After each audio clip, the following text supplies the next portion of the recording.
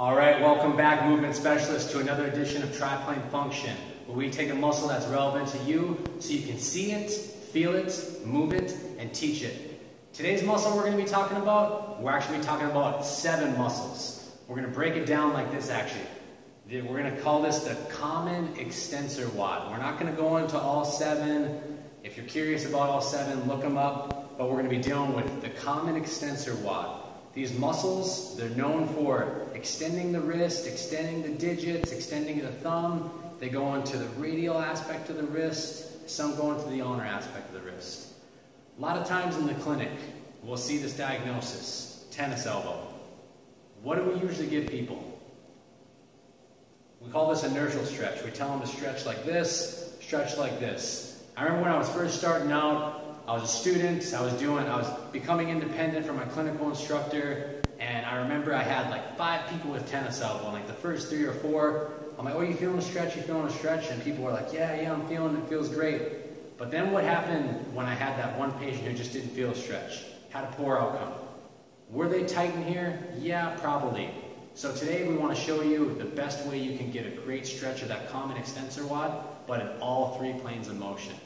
So remember, the goal of our videos is always to give you a visual aid. This TheraBand, it's not an exercise, it's just to give you an appreciation for how that muscle is sliding and gliding, how far it can be eccentrically stretched and concentrically shortened. So I got Joey helping me out today. Andrew's at home, attending family stuff, being a family guy. More important, he's got priorities.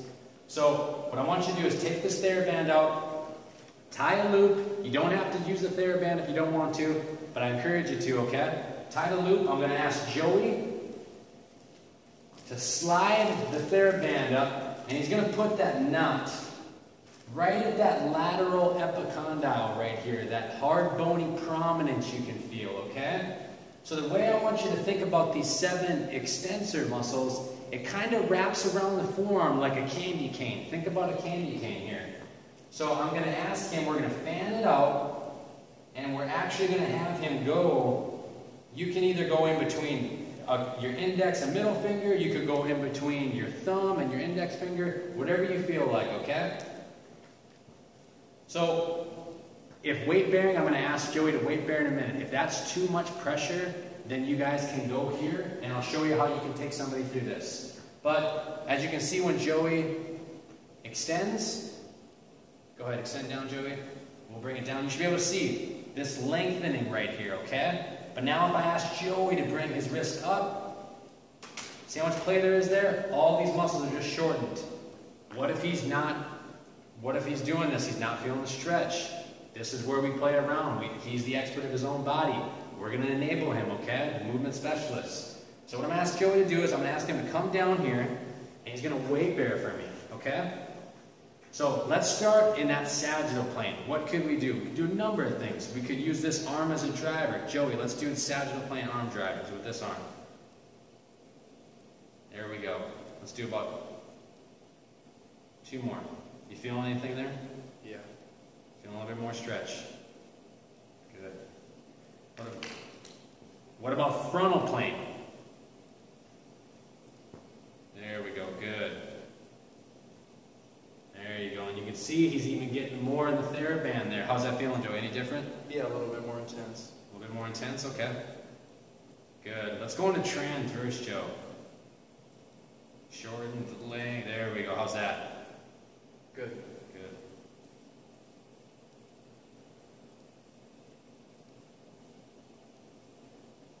Now, if you're not feeling this at home, remember we can combine them, or what we can do is the primary wrist extensors actually come over more towards the thumb, or what we would say the radial side. So if we want to get Joey all kinds of twisted up, see how he's pre-positioned like this at home? He's on the table here, pre-positioned like that. I can ask him to actually turn towards his thumb, the thumb down like this. You feeling a little bit more of a stretch there, Joey? Yes. How about transverse plane? Let's do transverse plane now. How's that? Good, more intense. More intense? Good. Let's go into transverse plane, Joe.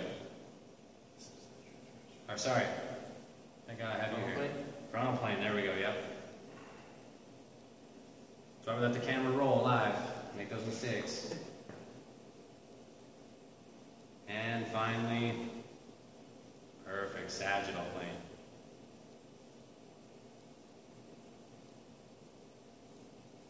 Excellent. Which ones were you feeling the most there?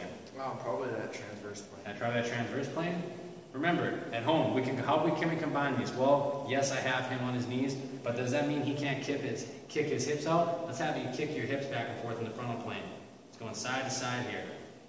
Oh, and Joey's even getting up. Yep. And if that's too much pressure, you can stay on your knees and you can go side to side. So Joe, I'm going to have you kick out towards the right here. Now lift that arm up, lift this arm up, transverse plane. You get the big stretch there? Yep. There we go. Big, big, big stretch. Now, if this is too much, you're thinking, hey, you're crazy. Why would you want to weight bear on the dorsal aspect of your hand? Like I was saying earlier in the video, Joey can stand up, and I'll have Joey come over here. He can do the same exact thing. Joe, come to this side here. He can just put that arm up, down like this.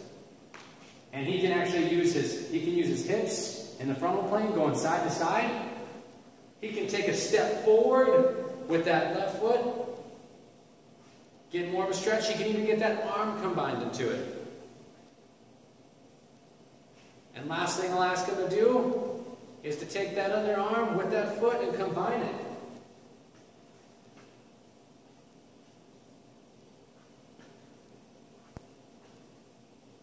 Excellent. All right, Joe. Thanks. So remember, at home, you guys can combine those if you're not feeling them in a certain plane of motion.